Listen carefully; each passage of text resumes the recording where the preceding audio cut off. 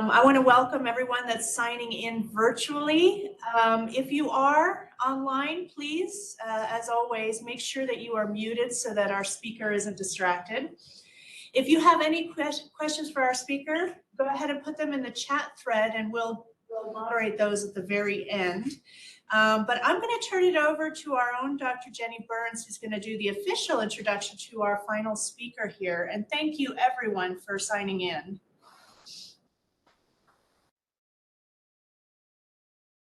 Hi, good morning, good afternoon, I don't know. Good afternoon, Katie. Good morning to everyone else. So I invited Katie because we went to graduate school together at the University of Buffalo, so I know her pretty well, and now she's at SUNY Potsdam, so I thought she might have some interesting things to share with us with what she has going on. So I'll do her introduction so you get to know her. So Dr. Kathryn Allen is an assistant professor at SUNY Potsdam, which is in upstate New York, if any of you are familiar with the rest of New York State, besides New York City. It's a small liberal arts college, and there she teaches and mentors undergraduate students in biological, archaeological, and applied coursework. She teaches students from all academic departments, focusing on strategies that integrate anthropology into their professional goals. Katie is also the owner of Modern Anthro Consulting, LLC, her recent adventure into the world of non-academic consulting, where she uses her anthropological training to develop human-centered solutions for different types of clients. While her research and work has touched upon many academic areas of anthropology, including historical archaeology, bioarchaeology, repatriation, and forensic anthropology, today, she will be sharing her work in heritage and some of the projects that allow her to contribute to cultural and natural heritage work around the world. And without further ado, I will turn it over to Katie. Thanks, Jenny. Thanks for that introduction. Just hide this here. And thank you guys for having me. It's a privilege to have a chance to share some of my work. The first thing I will mention is that I've changed the title just slightly from what I originally submitted. First, I was just going to talk about my work in Greenland, but then I decided to expand it a little bit and show you a little some of the other stuff that I have been doing. So as Jenny mentioned, I actually have a lot of different hats that I wear. It might appear as though I have a bit of an academic or professional identity crisis, but I've always been interested in a lot of things. So I consider myself an archaeologist, a biological anthropologist, and an applied anthropologist. I also work in both academic and non-academic settings as an assistant professor and as a consultant. So I do a lot of different stuff, but the kind of overarching part of my identity is that it is really, I love to do work that applies anthropology to different problems, different possibilities, and I like to do it very widely. So I used to try, it's very hard to pick one area and stick with it, but I've realized it's just not who I am. So I do a lot of different stuff, and so some of my other work is different from this. But today, I'm really looking forward to talking about my heritage work. Okay, just hide one thing here. So the first thing I wanted to do is I'm going to give a really, really brief background to heritage as a concept before I jump into the projects that I've been doing in the heritage field. And very generally speaking, heritage is defined as property that is or may be inherited. It's an inheritance, right? So there's actually two parts of this definition that are really important for my work. The first is the part that's connected to the past, right? And as an archaeologist, it's pretty clear why I'm interested in the past, right? So heritage is something that people today have inherited from the past. It came from past generations, and we have it today as it is. The second half of this definition is the part where we're connected to the future, right? And that is that the actions that we do, the things that we are doing today, will directly affect what is inherited by future generations, right? And so this word heritage is really both about the past and the present, but focused on our actions, the past and the future, but focused on our actions in the present as connected to both of those things.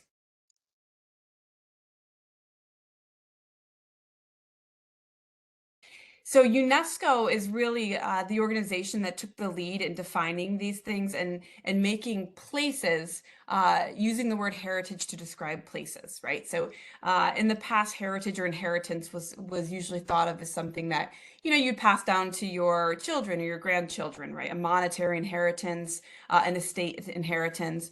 But UNESCO really took heritage and made it about human places around the world, right? And they defined natural versus cultural heritage, right? Important places, important things that we have inherited from those who came before us in the state that they are, and that our actions today have the ability to or will influence what is inherited in future generations, right? So they split up natural and cultural heritage.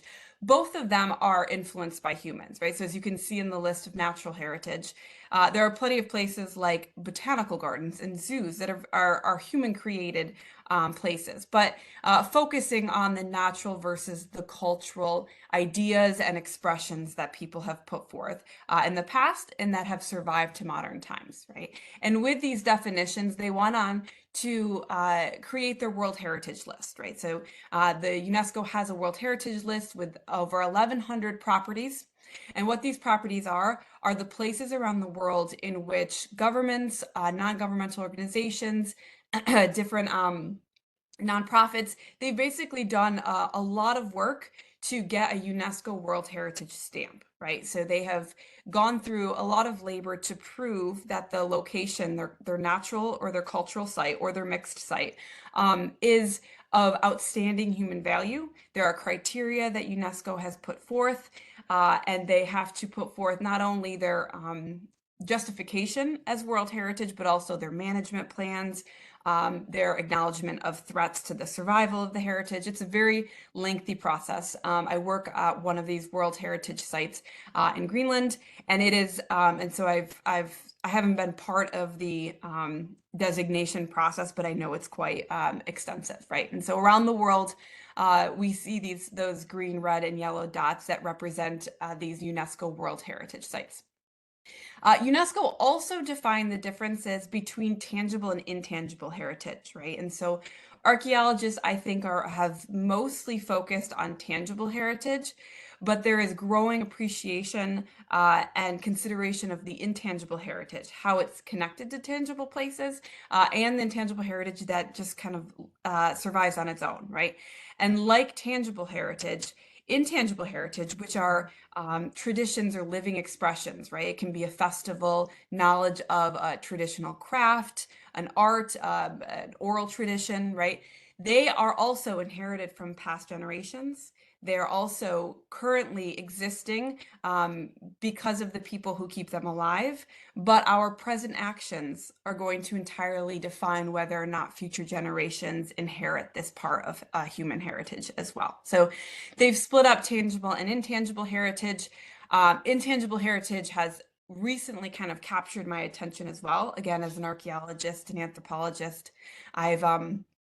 I think I've spent more time thinking about tangible heritage in the way of artifacts and archaeological sites that we've inherited from the past. But the intangible heritage is incredible, and some of the stuff that I've been exposed to in Greenland has my brain working about the interesting ways to protect and promote actions that will help these kinds of heritage survive in the future as well. This right here, this image is still on my screen, but if you go to the UNESCO World Heritage Site, it's an incredibly interactive digital resource where you can find out a lot about the intangible heritage that they are putting a list together, much like their World Heritage List, to protect different knowledge sets around the world. So my argument, or my kind of driving idea, is that there's so much off the list heritage, right? And so those 1,100 places and that list of hundreds of intangible knowledge sets that we have identified as some of the greatest world heritage, some of the greatest physical and intangible things that we have inherited from past populations and that we have a chance to pass on to the future, right? Those are incredible pieces of heritage, but there's so much more, right? There's so many more places of historical, archaeological, artistic, environmental importance that show the human history, that show the human story, that we've inherited from the past with all of its complications, and that we have a role to play in making sure that it's an inheritance we can leave for the future, right? So I think there's so much work for anthropologists, all kinds of anthropologists, in this area, not just in the really big heritage that makes it onto UNESCO's designation lists, but all of the off the heritage work too, which is some of my more recent work is more off the list kind of heritage. Okay, so on to my projects. The first kind of piece of heritage work that I did, actually, I never really realized it was heritage work. It started off as it was a very traditional bioarchaeological academic research project. So this was the subject of my PhD dissertation. And I'm not going to spend much time talking about it, but it is, I realized looking back, where my fascination with human heritage and my desire to work in human heritage first was born. Right, and so my research was traditional bioarchaeological work, and it was connected to a question about the identity of Islamic populations living in Ottoman-controlled Southeast Europe in the late medieval and early modern period, right? And so it was a debate that had to do with conflicting historical records that said that the Ottoman populations were either migrants of new people coming in from Anatolia and other parts of the Ottoman Empire, or they were local people who had converted to Islam for a number of reasons. They became Ottoman, and they were the Ottoman populations in control during this very brief time period when predominantly Christian Europe was being politically run by an Islamic empire, right? The interesting thing, or the thing that kept capturing me, right, wasn't just this historical debate, right? I wasn't just out to prove or disprove historical ideas that, for the most part, the archaeology had not really touched. Ottoman archaeology is not a very popular topic, and Ottoman bioarchaeology at the time was almost non-existent. Right. But my driving force, or the thing that I really wanted to get at, right, had to do with how this question of the past had actually affected modern populations, right? And so I kept looking at it from the perspective of wanting to understand this debate because it had been wrapped up actually in far more modern historical events. So questions about the religious diversity in Europe during the Ottoman period and the Islamic populations that stayed in Europe even after the Ottoman Empire retreated was at the heart of a lot of conflicts that erupted in the 1990s and more recently related to the Balkan Wars and forced assimilation of European Muslims. And it was this very contentious time period, of probably why the archaeologists in the area didn't spend a lot of time studying it, because it was wrapped up in a very difficult history that had been part of populist movements and ethnic cleansing movements and all sorts of things that the area is still largely trying to recover from, right? And so I was really being driven more by this underlying question of how the past was affecting modern populations and how the understanding or the interpretation of the debate was affecting modern populations. And so at the time, it never occurred to me, but now that I've dived much more fully into heritage, I see the connection to heritage, right? And it was the idea that historical knowledge, ideas, and beliefs are passed down from us from past generations, and we inherit these ideas of the past, right? We don't just inherit the Ottoman archaeological sites and their artifacts. We inherit understandings of them. We inherit the legacy of them in the modern day, and they absolutely influence our human relationships and modern people. And in the case of Southeast Europe, in a very real and very influential way, right? And so this was my introduction to heritage, even though at the time I wouldn't have called it a cultural heritage project at all. So fast forward a few years, and I've started work now in Greenland, right? So I've entered the Arctic, a very different part of the world. And in this case, I went in fully invested in questions of heritage, right? And so I didn't really have academic questions. I was just far more interested in developing cultural heritage projects, right? And so my underlying question over in Greenland was, or continues to be, how do we build public understandings of Arctic heritage, that will resonate both with people inside and outside the Arctic, right? And in Greenland, my connection to heritage, my interest in heritage is a lot more clear to me now, right? And that is that in this place of the world, this very distinct and different environment and country, in the face of significant climate and population changes, the heritage of the Arctic has to consider what it has inherited from the past, but also what future generations are going to inherit as a result today. Greenland faces incredible climate and population changes, including most likely huge increases in tourism in the coming years, which I'll talk about in a moment. And the heritage work there really is going to have to think about both the past, the present, and the future to think about protecting what has survived and what will survive in the face of so many changes. Okay, and so the Greenland project is actually a collaboration between three of us who are all extremely invested in heritage projects and heritage ideas.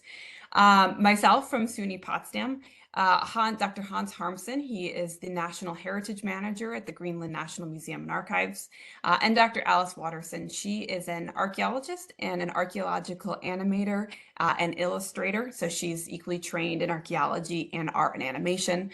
She produces incredible products, incredible pieces of digital heritage, and the three of us kind of all hooked up, and for a really long time, we're trying to figure out how to launch a project in Greenland together, pulling together our varied interests and desires to work there.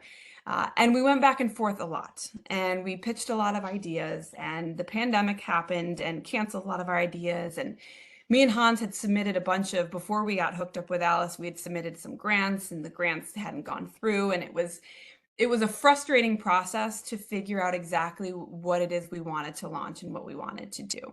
But eventually we did make it, and we launched basically a couple of pilot projects, which were just as much about trying out some digital heritage initiatives as it was about learning what might work there and what the communities in Greenland were even interested in. And so the projects I'm going to share with you guys, I'll also mention, have a number of other partners who made these possible.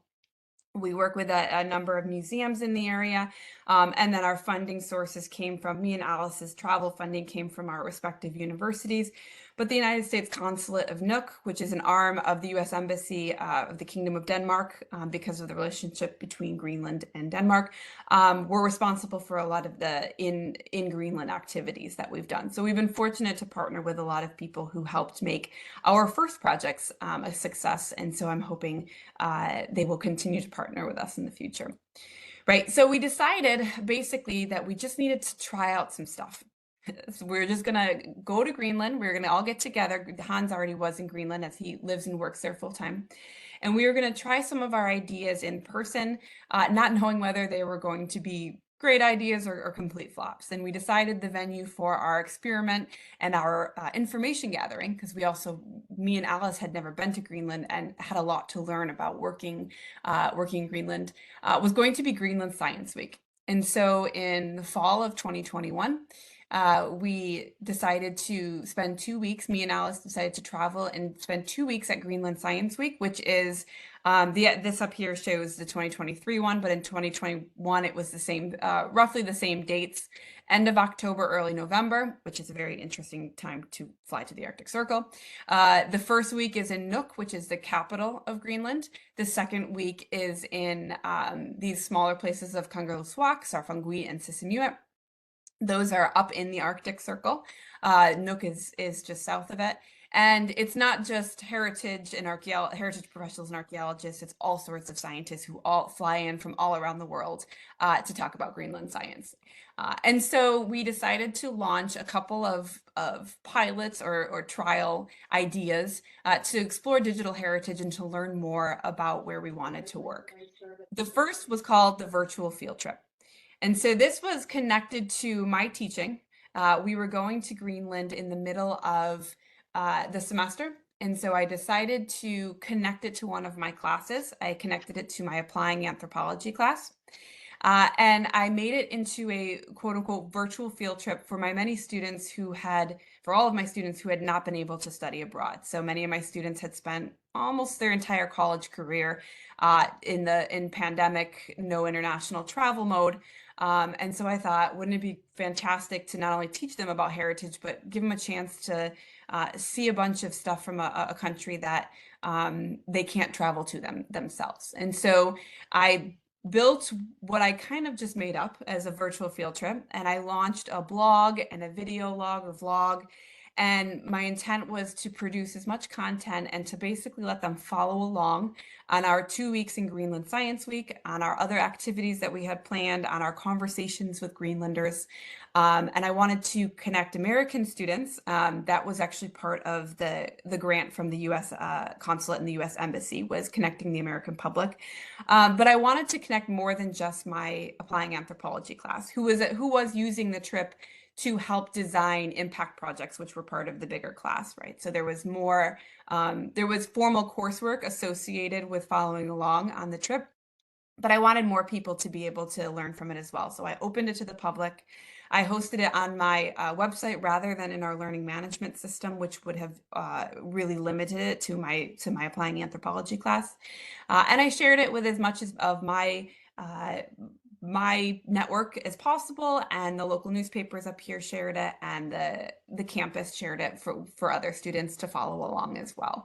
Along the way, I decided to bring on an undergraduate student who was interested in this kind of work, and so he served as my content manager and project helped develop some of the project. He did editing, he did video work, he helped me with email blasts that sent out information to people who signed up for updates.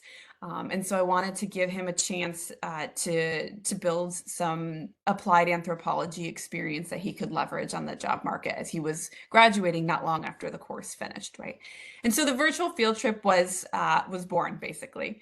And it's all still accessible online, but I'll just give you a look at some of the content. These are just the titles of the blog posts, which in the posts are a lot of images, pictures, a lot of video footage, anything. There's surveys and some interactive elements of learning that was all shared. Before I traveled, I took the opportunity to start getting people interested, to both my class and those who were following outside my class, talking about things like the benefits of virtual international learning, gauging what people already know about Greenland, right? So I was wanting to teach them about heritage and climate change and history in Greenland, but I was fascinated to find out that people actually, at least those who replied to my survey, didn't know that much about Greenland at all, including what continent it's located on, right? And so they would have a trouble picking it out on a map, which was, a good thing to know going into it about the kinds of things that I should share to help people understand and contextualize what I was doing, right? I talked about applied anthropology and all of the things that anthropologists do that both related to heritage and other stuff as well that I might come in contact with at Greenland Science Week. And my own journey as a mom of two very little kids, it was the first time I had left them internationally, so I talked a little bit about that and just kind of set up the trip a bit. And then most of it was while I was there for 2 weeks. And I tried to post every single day, which was challenging at certain times because of internet connection, but I did pretty close to getting stuff every single day as close to real time as I could, so that they could follow along on everything that was going on, including travel mishaps, all the workshops that we ran, which I'll talk about in a second. The interviews that I ended up doing quite a few interviews with people there to let people learn about life in Greenland and the perspective of history and archaeology and heritage from Greenlanders themselves. Again, all of this is still available online if any of these sound kind of interesting. And then when I returned back, I also did some content to kind of wrap everything up, talked about the future role of anthropology in Greenland, not just in heritage, but in other avenues that kind of my interest got sparked in while I was there, and learning about all the other kinds of of work that's done and was being presented at Greenland Science Week. And then I have a full recap, which can be accessed as well. So we were really looking at tangible heritage while we were there, and ways that that tangible heritage can be shared and protected.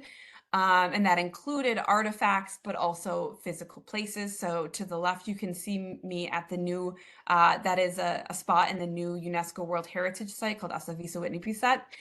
It is a very large natural and cultural heritage area that has the UNESCO World Heritage designation, but it just got it right before the pandemic.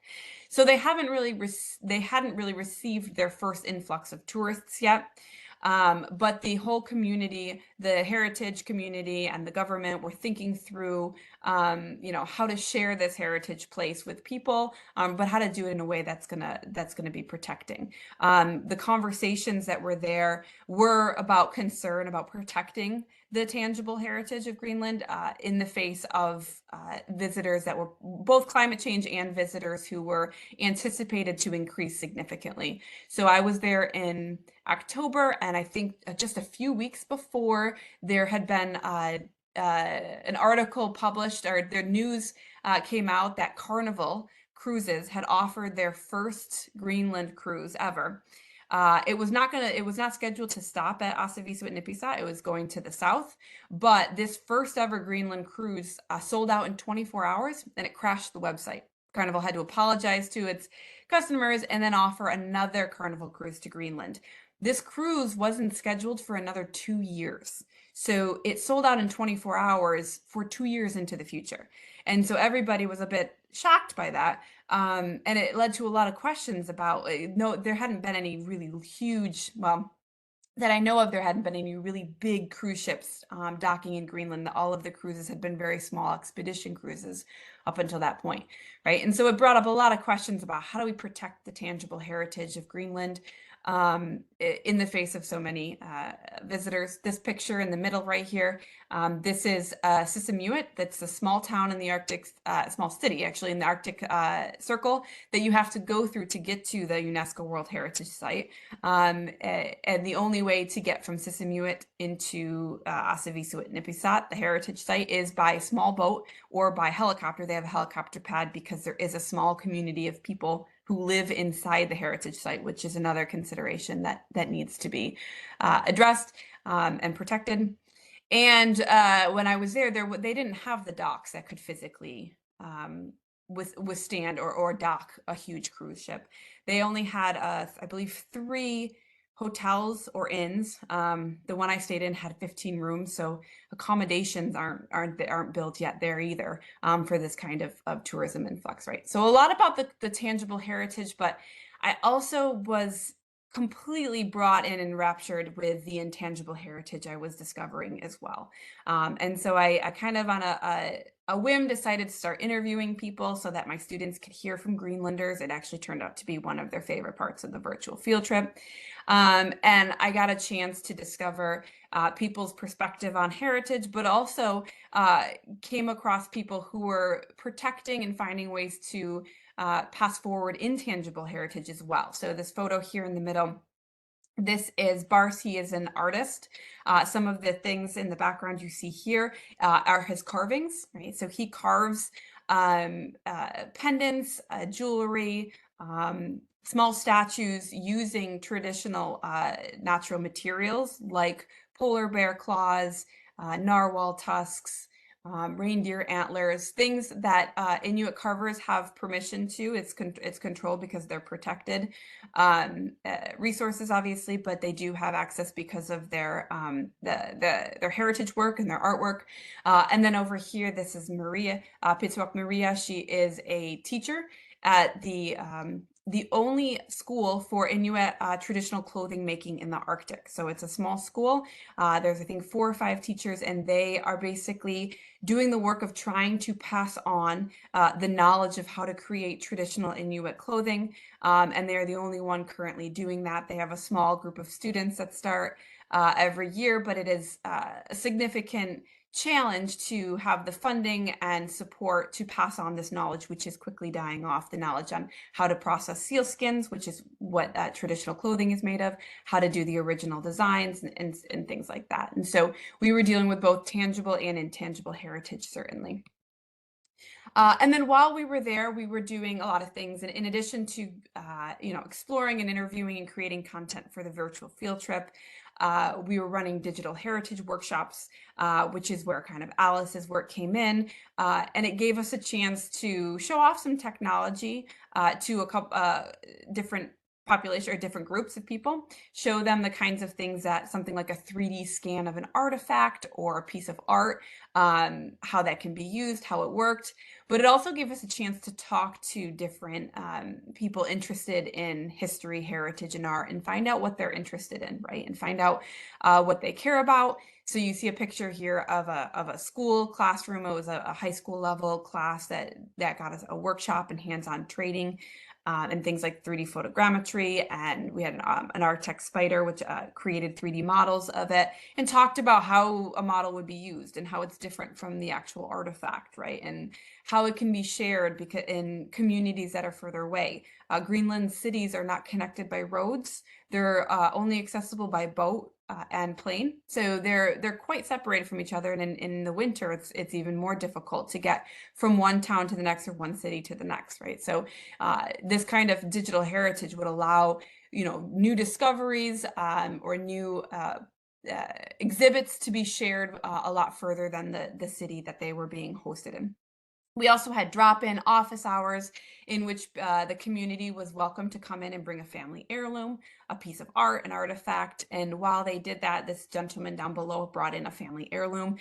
We got a chance to talk to them, to learn from them what they think about heritage and history and the importance of passing on both tangible and intangible heritage into the future generations in Greenland, right? So here's just some more pictures. I mean, we did as much as we could. We connected with as many people as possible. We also did anything we could to help the local heritage professionals. The women to the far right here are both, they both run the Inuit Museum. And so we had a lot of time to talk to them about what their hopes are for the museum, what their challenges are as a very small museum in the Arctic Circle, with a lot of considerations for protecting their heritage, especially in the face of a lot of climatic shifts and increasing tourism. And just did whatever we could to kind of try out these ideas, talk to people, see what people were interested in, and learn more about understanding heritage in this place. At the end of the virtual field trip, I just wanted to mention I was really pleased with the feedback, and I found that my anthropology students got as much, or my non-anthropology students got as much out of it as my anthropology students. I was really pleased to hear a lot of feedback from my business students. I had a couple criminal justice students, all of who felt they still got a lot from thinking about heritage and thinking about passing on things and inheriting things and global problems and global considerations like climate change and population changes, and so the feedback of not only getting to learn about this stuff, but just getting a chance to kind of virtually explore Greenland through tons of pictures and narratives and video footage. They really enjoyed it. So it was definitely a big win with my in-class students, and I loved reading their posts both on the blog and in follow-up reflections and stuff where they talked about how they felt about it.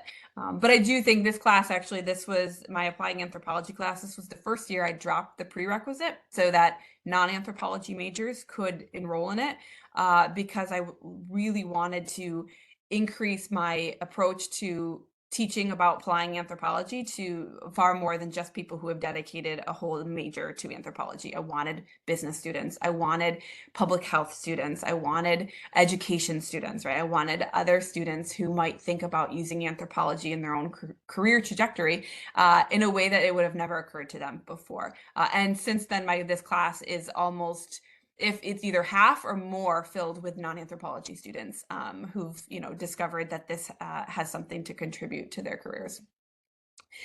So that is the virtual field trip and the trip from 2021.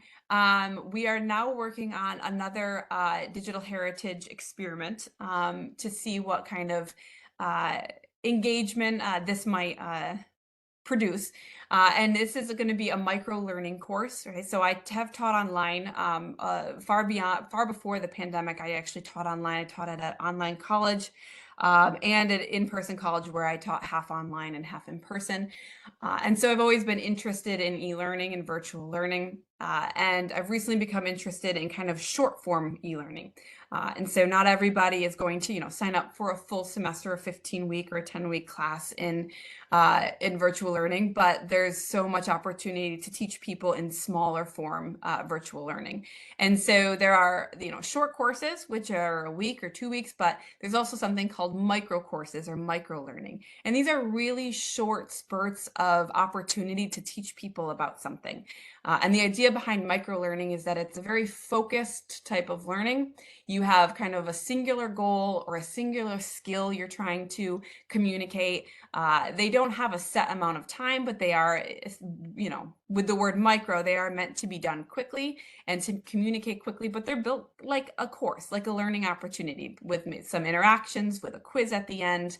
And things like that. And so I pitched the idea to my other two partners of a micro learning course that we could advertise in places where tourists are going to be and see if we could get incoming visitors to the UNESCO World Heritage Site to participate in something that would teach them about the heritage of the place where they're going and how their actions could negatively impact it if they're not careful, right? So research has shown that people who go to heritage tourist locations, right? The people who go to UNESCO World Heritage Sites and archaeological sites where they allow visitors, right?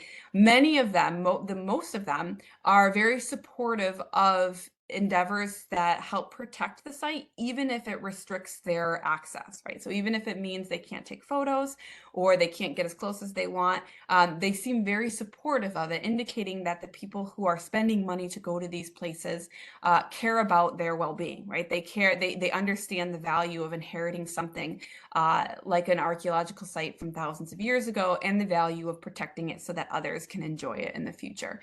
And so with that idea, I'd like to explore whether we can encourage these visitors to adopt kind of a heritage tourist mindset, right? So can we encourage them to think of themselves as stewards and protectors of the places where they are visiting, not just visitors, right? And to think about their actions and to think about how the role they play in protecting the heritage. And maybe all they do is just are very careful when they visit, but maybe they do even more. Maybe they go on to support or to learn about bigger heritage initiatives. Maybe they take more classes or they attend learning opportunities in the country where they're going. Some people will go to a country and keep to the tourist areas, and others will want to, maybe we can encourage people to explore more, to learn more about the culture and the people of the place where they're visiting. So I'm building a micro learning course in an awesome software called Articulate 360, which will allow me to launch the course open access.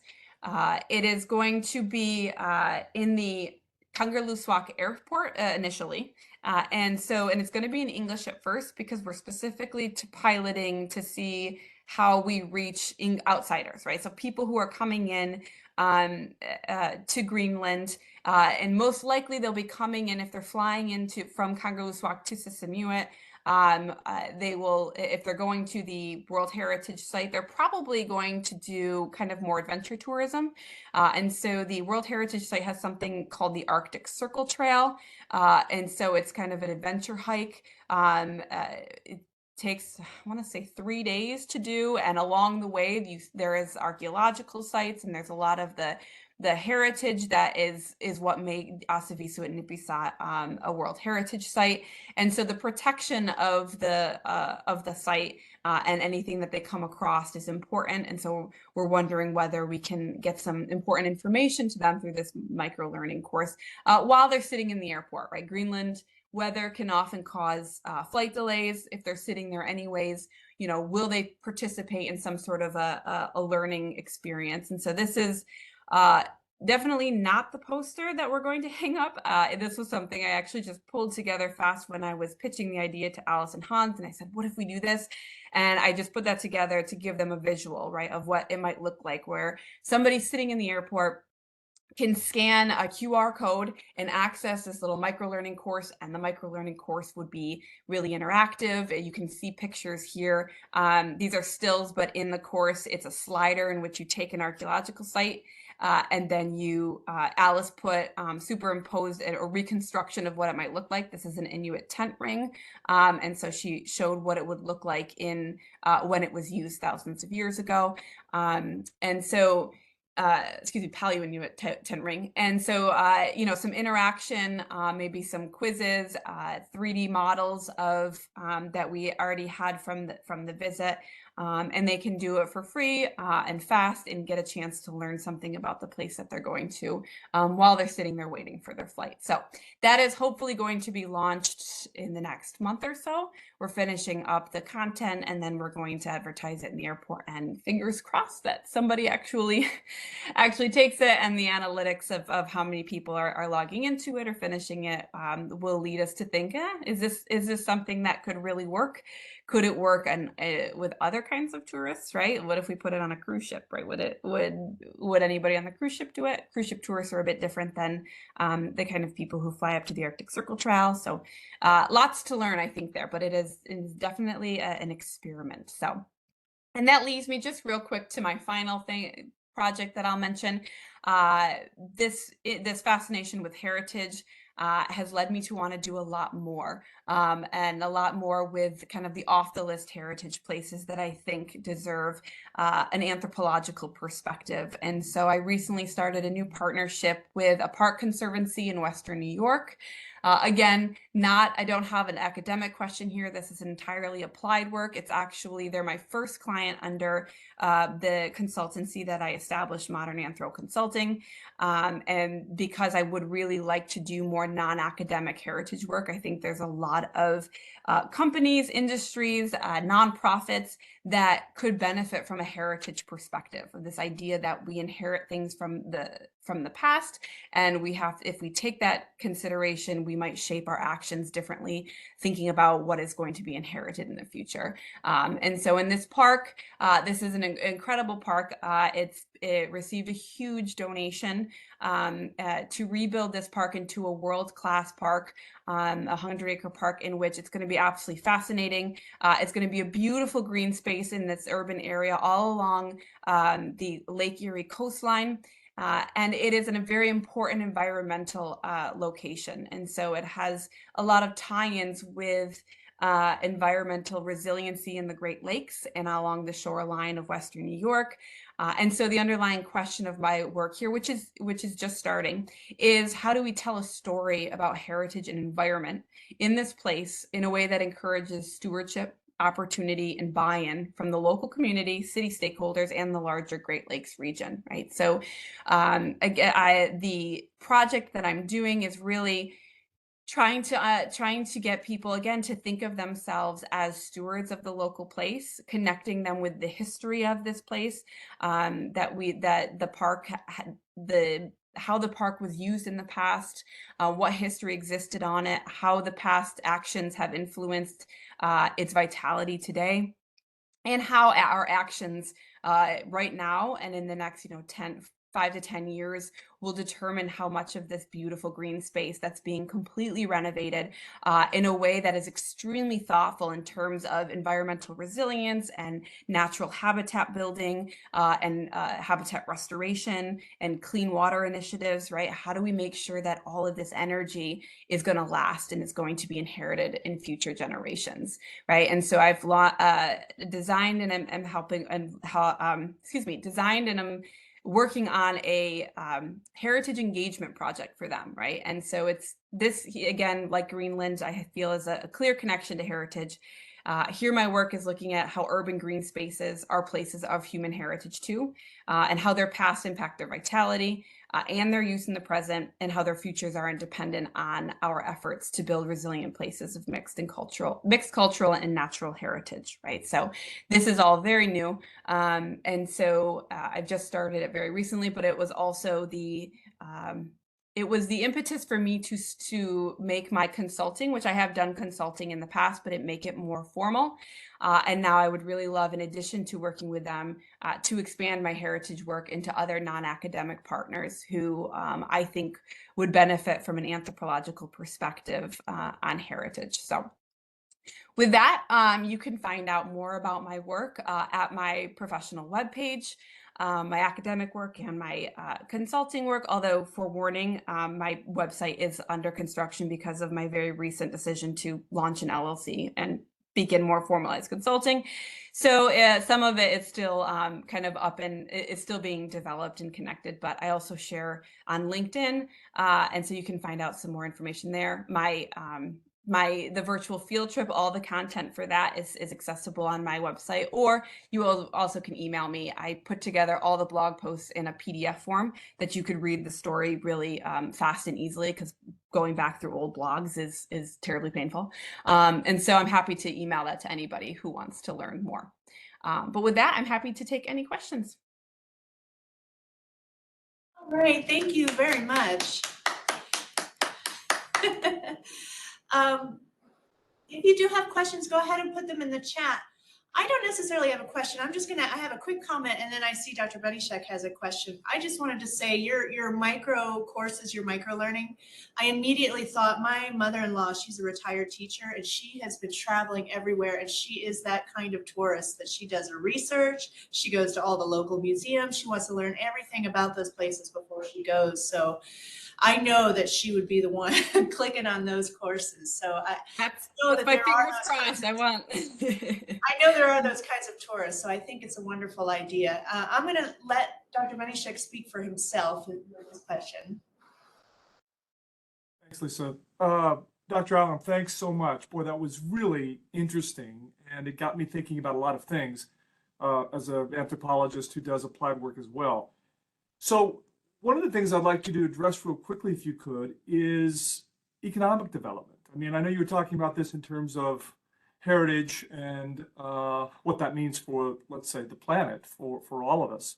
But can you talk a little bit about maybe the possibilities of this approach, particularly the digital heritage approach, for tangible and intangible heritage, for some communities, there's so many communities around the globe that are undergoing transition, socially, politically, economically. And this seems like a way that many of them could engage in potentially sort of sustainable economic development, but at the same time, preserving their cultural traditions and tangible heritage, et cetera, for generations to come, for their own communities and those outside. Is there much work that's been done on this with respect to economic development by Indigenous communities, or can you speculate about it if there hasn't? There has been, and people have been doing so much interesting work on this that I'm just starting to kind of to learn myself. I'm learning some really interesting stuff.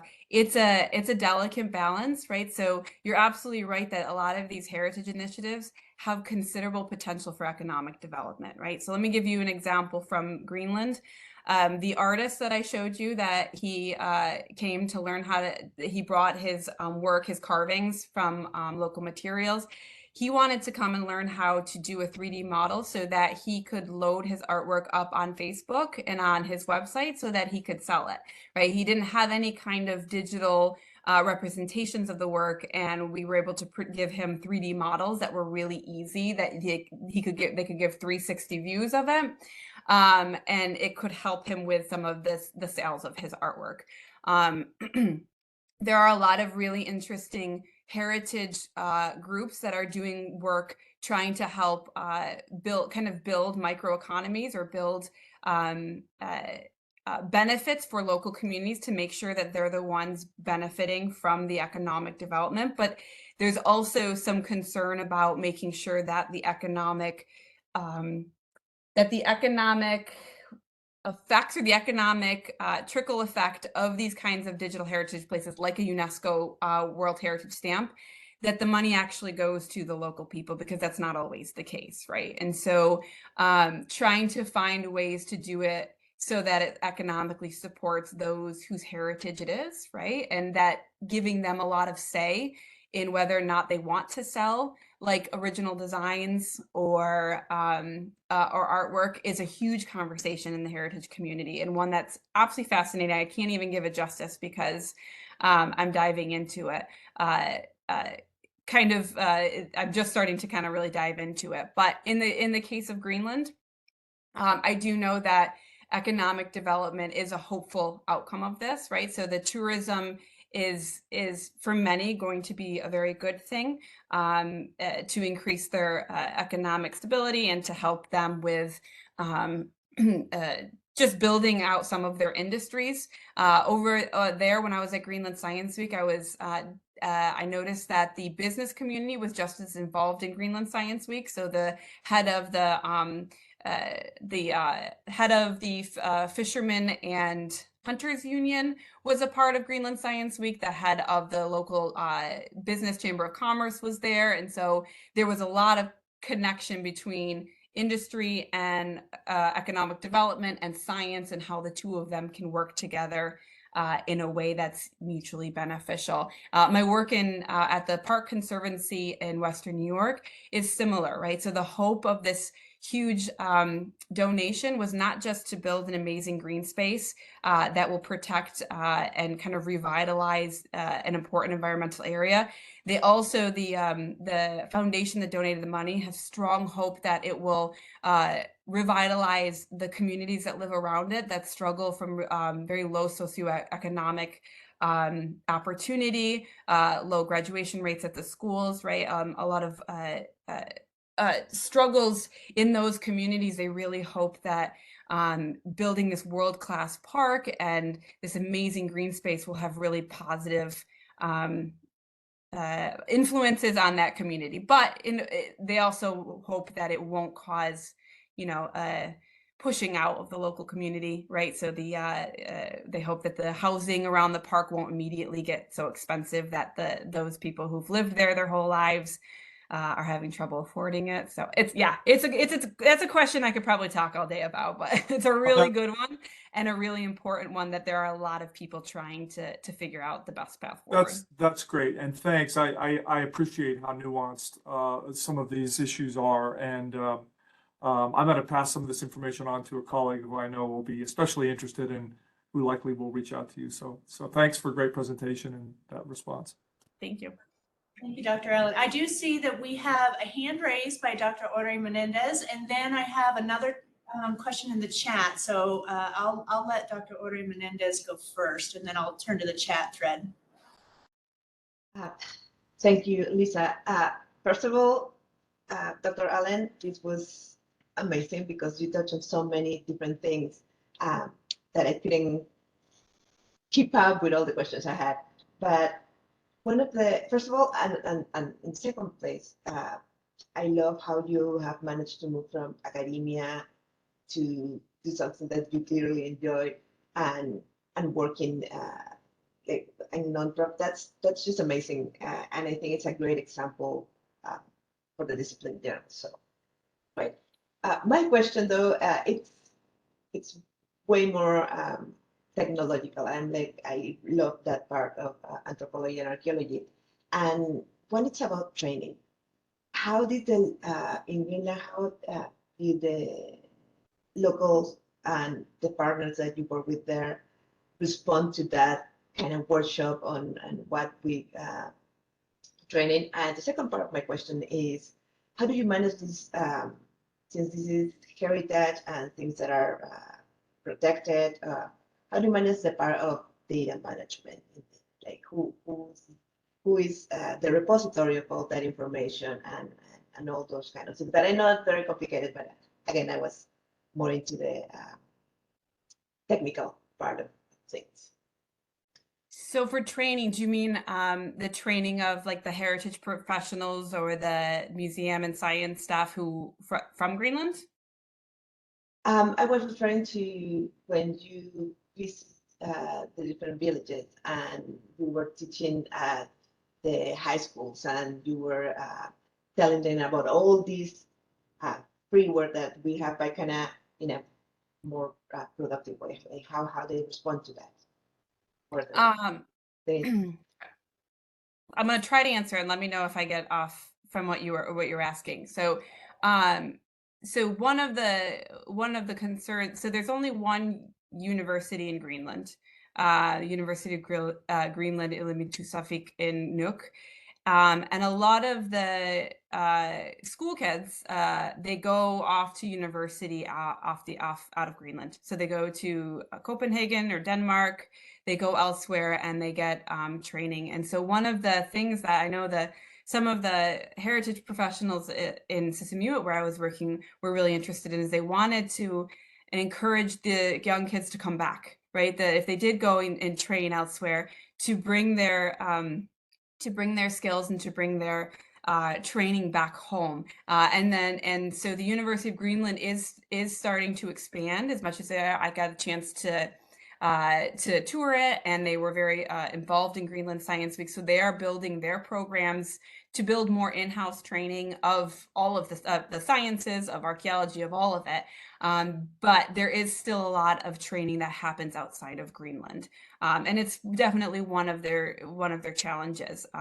And so when we brought like the digital technology over, we made sure to bring some things like we taught 3D photogrammetry, which can be done without extremely expensive equipment, but then also showed them like what a 3D Artex spider, which is still really expensive, what that looks like, with the idea that like future partnerships would allow us to continue bringing the technology over. And while we were there, we scanned anything that we could that they wanted scans of. And and so we tried to help build capacity, but they're also doing a lot internally to build training programs and to encourage those who go abroad to train to come home with their skills. Did that answer their question?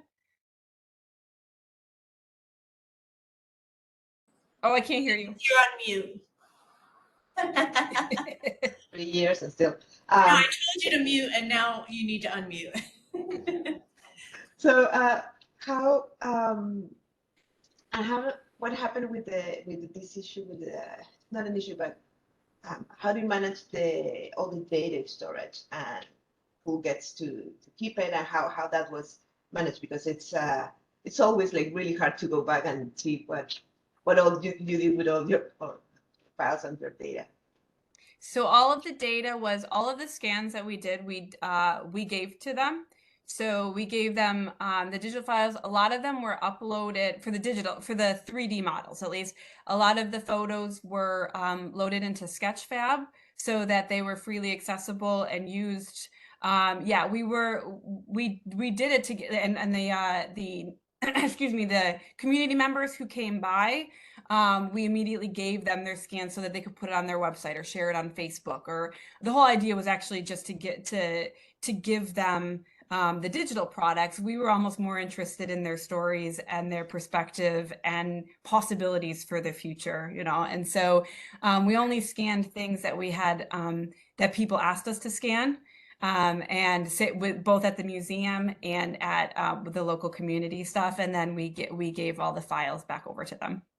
And if we did post it, like when I posted stuff, I made very sure that they understood that it was being posted. I had little cards that said the website for anyone I interviewed and made very clear where their story was going, and that it was open access and that the American public was reading it. And then with the school teacher from the Inuit School for Traditional Clothing, she wanted to review my write-up of her and the images and all of that. And so we did a lot of back and forth, and she gave the final approval before her content was loaded up. Okay, we do have 2 minutes left. Thank you so much. I want to make sure we get this final question too from Emil. Are you hoping to expand this educational website for other cultures and heritage sites? Which one? The microlearning, the virtual field trip? Yeah, that's a good question, Emil. The micro learning. The microlearning. Yeah, so I'm actually really interested in this idea, but as I mentioned, it's a complete, it's just a shot. I'm trying to see. I would love to. So I worked for a long time in Romania, and I would love to. I've already kind of like left little like hints to my Romanian colleagues that I would love to do something over there as well. I think it has potential to be useful anywhere. If I How much I'm going to do, I'm not sure yet. I'm currently expecting my third child, so I'm looking at a maternity leave, and I'm trying to just get this initial one launched. But going forward, I would absolutely love to do this in more places than just Greenland. My big thing is that I think this heritage perspective is useful in so many places, right? Not just in the Arctic, and not just places with significant change coming, but I mean, everywhere. I think people would value from these kinds of stuff. So I've been seeing more and more. Yes, absolutely. And so I think it could be used in a lot of places where heritage is at risk, and there is really important, very targeted messages that can be delivered really quickly to help. It can be used with customs officials, right? So actually, the idea for this was actually shared at a workshop with Greenland customs officials on how to identify some problems with trafficking and the removal of artifacts and stuff. And so it could be done also with much more protective measures, and the people who are working to protect, like training them on what's the heritage, how do you do it, what's the law, things like that. So I hope it grows much bigger than what the small thing I'm going to launch this spring. So we're going to launch. Thank you so much. So you have the information here for anybody that wants to follow up and see the next project. But I want to thank you again. This is our final pro seminar for this semester. So thank you all for tuning in, and what a wonderful last talk it was. So thank you so much for sharing your work with us. Thank you so much. Thank you. Have a good rest of your Monday, everyone.